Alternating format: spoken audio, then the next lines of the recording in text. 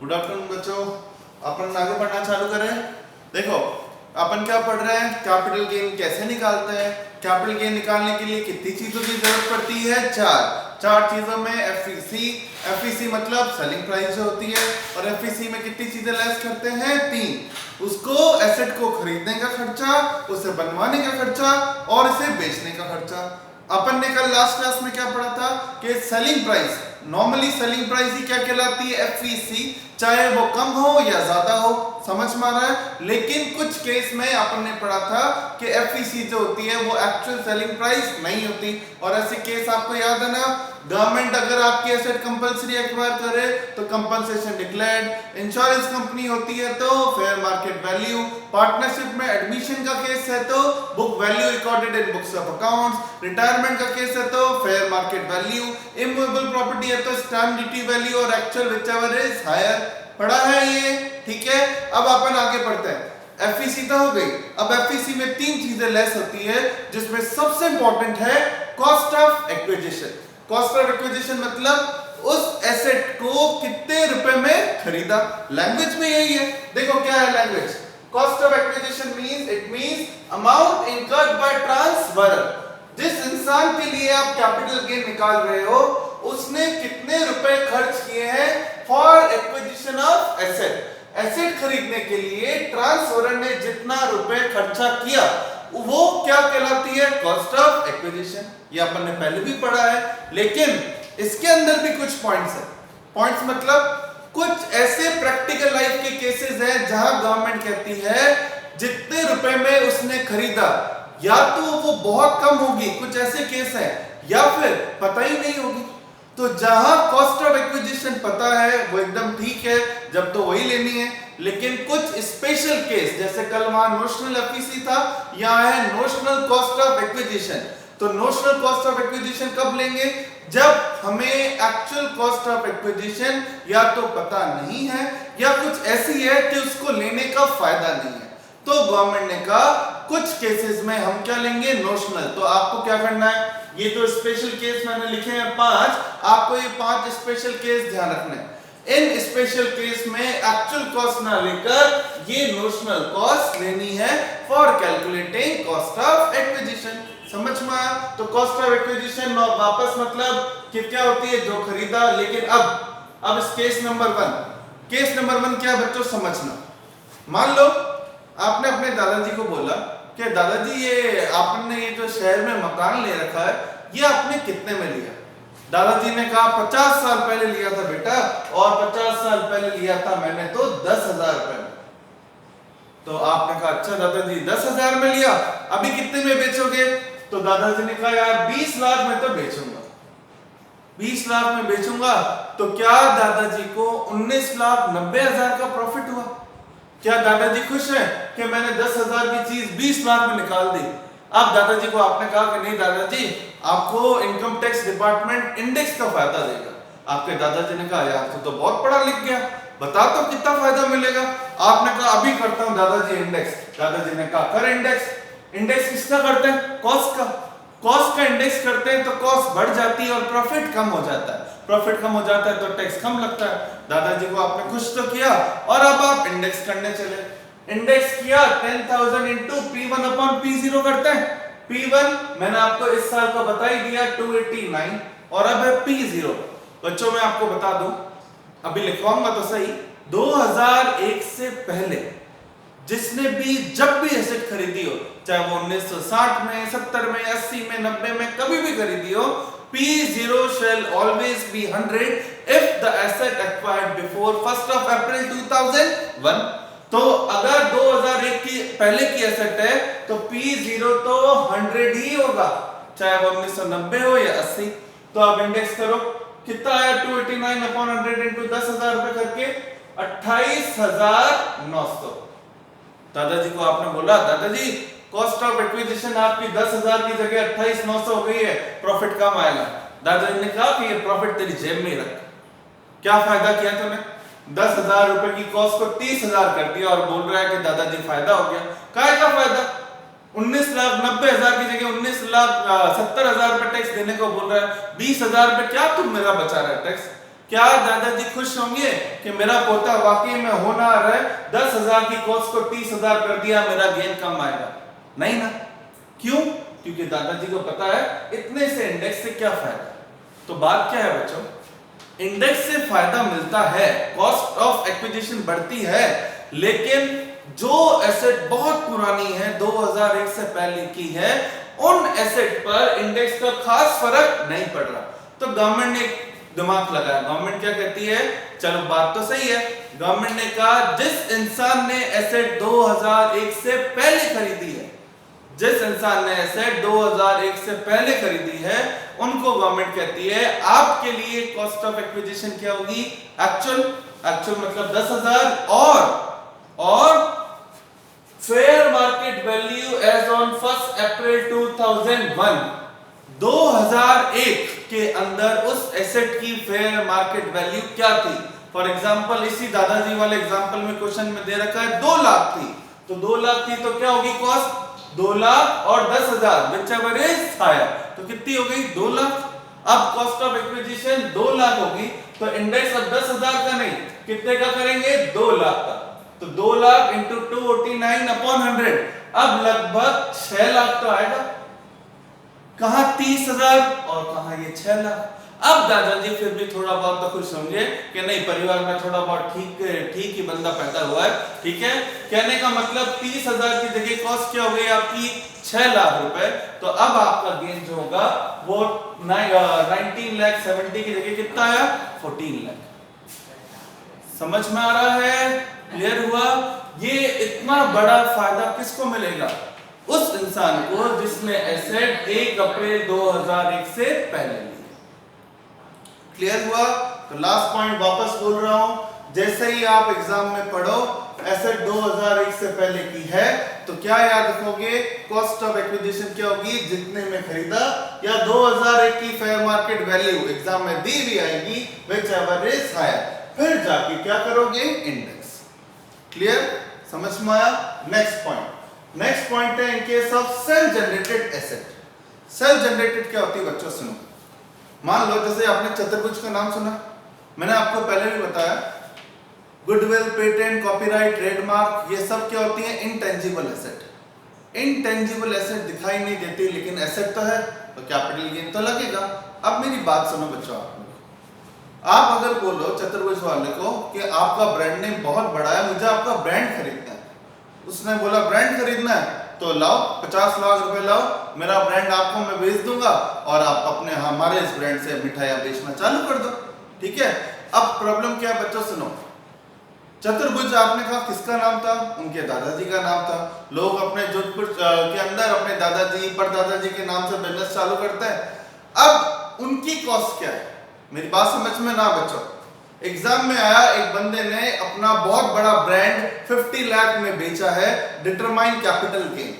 Capital gain के लिए FEC चाहिए, एफईसी मतलब सेलिंग प्राइस, वो तो 50 लाख है कि भाई इसने अपना ब्रांड 50 में बेचा तो 50 लाख तो है, लेकिन एफईसी में लेस क्या करता है, cost of acquisition. Cost of acquisition मतलब जितने रुपए में वो ब्रांड खरीदा, वो बोल रहे हैं ब्रांड खरीदा थोड़ी है, हमने तो खुद ने अपनी मेहनत से इतना नाम कमाया, पैसे से नहीं खरीदा ये ब्रांड। तो इसका मतलब वो जो उनका ब्रांड है बच्चों, वो क्या है, self generated asset. Self generated मतलब वो नाम जो खुद की मेहनत से कमाया गया है और आज वो ब्रांड बन गया और इसकी कीमत इतनी हो गई। तो उस केस में अब बात आती है कॉस्ट क्या ले, पैसा तो खर्च हुआ नहीं, गवर्नमेंट कहती है जब पैसा खर्च हुआ ही नहीं तो लेस क्यों होगा, तो लेस नहीं होगा तो क्या होगा, निल होगा। मतलब आप मन में ये अफसोस मत करना 50 लाख रुपए में वो अपना ब्रांड बेच रहा है और कॉस्ट निल है तो निल ही होगी। क्लियर। तो क्या याद रखना है, जिस इंसान ने अपनी एसेट को खुद ने जनरेट किया है, गुडविल, पेटेंट, कॉपीराइट, ट्रेडमार्क, ये सब होता है जो खुद ने जनरेट किए हैं, तो उस केस के अंदर कॉस्ट क्या लोगे, निल, चाहे वो ब्रांड 2001 से पहले का। वो दुकान 1980 से चल रही है और 1980 से चल रही है तो फिर वो 2001 से पहले की है, तो आपके दिमाग में आएगा कि सर 2001 की फेयर मार्केट वैल्यू ले लो ना। गवर्नमेंट कहती है नहीं, सेल्फ जनरेटेड तो चाहे 2001 से पहले की है तो भी निल। ये एग्जाम का 4 बार आया हुआ क्वेश्चन है, क्योंकि लोगों को क्या लगता है 2001 से पहले का है तो एफएमवी ले लो, लेकिन सेल्फ जनरेटेड में ऐसा नहीं होगा। समझ में आ रहा है? क्लियर? लेकिन मैंने ये नहीं बोला बच्चों, आप क्या होता है अपने हिसाब से लोग दिमाग लगाते हैं कि सर ने बोला है गुडविल को निल लिखना है। मैंने ऐसा कब बोला? मैंने बोला गुडविल आपके द्वारा खुद बनाई गई है तो निल। मैंने किसी से ब्रांड खरीदा, ब्रांड नेम खरीदा 50 लाख में, मुझसे मिठाई की दुकान नहीं चली, मैंने आगे 60 लाख में किसी को बेच दी, मेरे लिए कॉस्ट निल नहीं है, मेरे लिए 50 लाख है, क्योंकि मेरे लिए सेल्फ जनरेटेड नहीं है। क्लियर? 2 पॉइंट खत्म। तीसरा पॉइंट तो बड़े काम का है। अब तीसरा पॉइंट क्या है वो सुनो। तीसरा पॉइंट क्या है बच्चों? एक बंदा है विजय। विजय ने अपना घर 50 लाख में बेचा। 50 लाख में बेचा तो विजय का कैपिटल गेन आएगा। विजय का कैपिटल गेन आएगा तो एफवीसी कितनी आई? 50 लाख। जितने में सेलिंग प्राइस को तो एफवीसी बोलते हैं। अब विजय की आपको निकालनी है कॉस्ट। आपने विजय से क्वेश्चन पूछा कि आपने ये घर कितने में खरीदा है, जरा बताओ, कॉस्ट ऑफ एक्विजिशन निकालनी है। उसने बोला ये घर मैंने तो खरीदा ही नहीं, ये तो मेरे पापा ने मुझे गिफ्ट किया था, या ये तो मुझे वसीयत में मिला था। अब दिक्कत क्या है? दिक्कत ये है कि अपन को विजय की कॉस्ट नहीं पता, या ये कह दें कि विजय को ये एसेट कैसे मिली है? फ्री में। तो ऐसे केस में क्या विजय के लिए कॉस्ट 0 ले?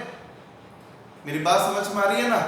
गवर्नमेंट कहती है नहीं, खर्चा तो हुआ है लेकिन विजय के हाथों नहीं हुआ, इससे पहले जो मालिक था उसके हाथों हुआ। उसने सोचा विजय और मैं कोई अलग अलग थोड़ी है, एक ही तो है, तो उसने उसको फ्री में दे दी। तो गवर्नमेंट ने बहुत सोच विचार के एक इंपॉर्टेंट अमेंडमेंट किया। वो क्या है बच्चों? अगर कोई एसेट आपको फ्री में मिलती है, अब बात आप सोच रहे होंगे सर कौन कौन से ट्रांजैक्शन है जहां एसेट फ्री में मिलती है? ये सब आपकी नोटबुक में लिखा हुआ है, वो सारे ट्रांजैक्शन जो सेक्शन 47 में कवर है। सेक्शन 47 कौन सा है? Transaction excluded from transfer. ये मैंने आपको 2 क्लास पहले पढ़ाया था। गिफ्ट, इनहेरिटेंस, अमालगमेशन, मर्जर, एचईएफ के पार्टीशन होने पे मेंबर को देना, याद आ रहा है? कंपनी द्वारा एलएलपी में बदल जाना, ये वो सारे ट्रांजैक्शंस हैं जहां पर एसेट को आपको फ्री में दिया जाता है और कैपिटल गेन भी नहीं लगता। तो गवर्नमेंट क्या कहती है? जहां आपको एसेट फ्री में मिली है, आप तो ये देखना बाप ने बेटे को दी, बेटा एसेट बेच रहा है, तो बेटे के लिए कॉस्ट क्या होगी? गवर्नमेंट कहती है फ्री में मिली, सेक्शन 47 वाले सेक्शन में कवर है, तो क्या कॉस्ट होगी? Cost of previous owner. मतलब बेटे के लिए कॉस्ट क्या होगी? जो फादर के लिए कॉस्ट होनी चाहिए। समझ में आया? तो कॉस्ट ऑफ एक्विजिशन के लिए विजय अपने फादर से पूछेगा और जो फादर बताएंगे वही विजय की कॉस्ट ऑफ एक्विजिशन कहलाएगी। समझ में आ रहा है? एचईएफ के केस में मेंबर से पूछा जाएगा कि आप ये प्लॉट बेच रहे हो तो क्या है कॉस्ट, तो मेंबर अपनी एचईएफ से पूछेगा, जो वो बताएंगे वही कॉस्ट ऑफ प्रीवियस ओनर कहलाएगी। ऐसा कब कब होगा? उस हर केस में जहां एसेट फ्री में मिली। मैं ये वर्ड फ्री आपको समझाने के लिए बोल रहा हूं, वैसे वो ट्रांजैक्शन जो कौन सा सेक्शन में कवर है? 47। क्लियर? ठीक है, 3 पॉइंट खत्म। 4th point. अब 4th पॉइंट है शेयर्स के। देखो बच्चों, शेयर 3 तरह के होते हैं, original share, right shares and bonus shares. Original मतलब जो आपने खरीदे थे, बोनस मतलब जो कंपनी ने खुश होके आपको दे दिए, फ्री में दिए, पैसे चार्ज किए नहीं। और एक राइट शेयर्स। राइट शेयर्स क्या होता है बच्चों, याद है? राइट शेयर्स क्या होता है कि आप कंपनी के शेयर होल्डर हो और कंपनी ने आपको फ्यूचर में सस्ते में शेयर इशू किए। एग्जिस्टिंग शेयर होल्डर को सस्ते में शेयर देने को क्या बोलते हैं? राइट। वो राइट शेयर आप भी खुद भी खरीद सकते हो और आप किसी को ट्रांसफर भी कर सकते हो। ये आपने पढ़ा है, मैं तो आपको रिपीट कर रहा हूं। तो मेरी बात सुनो, पहले बोनस शेयर। क्या आपने कंपनी को बोनस शेयर के लिए पैसे दिए? बच्चों आपने खूब ने सबने अकाउंट्स पढ़ी है, कंपनी अकाउंट्स पढ़ी है। बोनस शेयर के लिए अपन पैसे नहीं देते तो बोनस शेयर की कॉस्ट क्या होगी? नहीं होगी। ठीक है, क्लियर? लेकिन इसमें एक बहुत अच्छा पॉइंट है, नहीं 2 जगह, सेल्फ जनरेटेड में भी है, बोनस में भी है। लेकिन सेल्फ जनरेटेड में है 2001 से पहले के केस में आप मिल ही लोगे, चाहे क्या बोलते हैं एसेट 2001 से पहले की हो। लेकिन बोनस शेयर में गवर्नमेंट कहती है अगर बोनस शेयर 2001 से पहले के हैं तो यहां नील नहीं लोगे, क्या लोगे? Fair market value. मैं वापस बोल रहा हूं, सेल्फ जनरेटेड और बोनस शेयर ये दो ही ऐसी एसेट है जहां कॉस्ट क्या लेते हैं? नील। लेकिन 2001 से पहले के केस में अगर सेल्फ जनरेटेड है तो नील, लेकिन बोनस है तो फेयर मार्केट वैल्यू। क्लियर? और राइट शेयर्स, लास्ट पॉइंट है राइट शेयर्स। राइट शेयर्स के अंदर वैल्यू कॉस्ट क्या होगी? मान लो विजय के पास राइट है, लेकिन उसने संजय को ट्रांसफर कर दिया। संजय को बोला मुझे पैसे नहीं, अभी मेरे पास पैसे नहीं है, ये कंपनी के राइट शेयर्स तू ले ले और मुझे तो 1000 रुपए दे देना। और संजय ने कहा कंपनी को कितने देने? उसने कहा 5000। तो संजय के लिए कॉस्ट कितनी हुई बच्चों? 5000 जो कंपनी को दिए और 1000 जो विजय को दिए, तो टोटल संजय की कॉस्ट कितनी हुई? 6000। इसलिए यहाँ पे राइट शेयर्स की कॉस्ट क्या होती है? Amount paid to the company, जो खर्चा लगा वो कॉस्ट है, plus amount paid to the existing share holder. Vijay से राइट एक्वायर किया था, उसके 1000 रुपए, 5000 कंपनी को दिए, तो 6000 रुपए क्या कहलाएगी? Cost of acquisition. समझ में आ रहा है? मैं एक बार वापस बोल रहा हूं, ढंग से समझना। क्या याद रखना है? जल्दी जल्दी सुनते जाइए। पहला पॉइंट, कॉस्ट ऑफ एक्विजिशन क्या होता है? जितने रुपए में ट्रांसफरर ने खरीदी, लेकिन कुछ स्पेशल केस में स्पेशल कॉस्ट लेंगे। केस नंबर वन क्या? अगर ऐसे 2001 से पहले की है तो फेयर मार्केट वैल्यू ऑन 2001 और एक्चुअल व्हिचएवर इज हायर। खुद ने ही बनाई है इंटेंजिबल एसेट तो नील, चाहे वो 2001 से पहले की है। अगर एसेट फ्री में मिली है तो cost of previous owner, section 47 ध्यान रखोगे। बोनस शेयर में नील, लेकिन एफएमवी लेनी है 2001 से पहले के केस में, और राइट शेयर में बताई दिया जितना कंपनी को दिया plus existing share holder. Clear? ये हुआ कॉस्ट ऑफ एक्विजिशन। दो सबसे इंपॉर्टेंट पॉइंट थे, दोनों खत्म। अब तीसरा, cost of improvement. Cost of improvement और ट्रांसफर छोटे छोटे पॉइंट है। इंप्रूवमेंट मतलब क्या होता है बच्चों? वो कैपिटल एक्सपेंडिचर, रेवेन्यू नहीं, कैपिटल एक्सपेंडिचर जो आपने उसको इंप्रूवमेंट के लिए खर्च किया। कैपिटल मतलब जिससे 2 के 3 फ्लोर बन गए, कुछ अच्छी चीज निकल के आई, तो वो क्या कहलाता है? इंप्रूवमेंट। सिंपल सी बात है।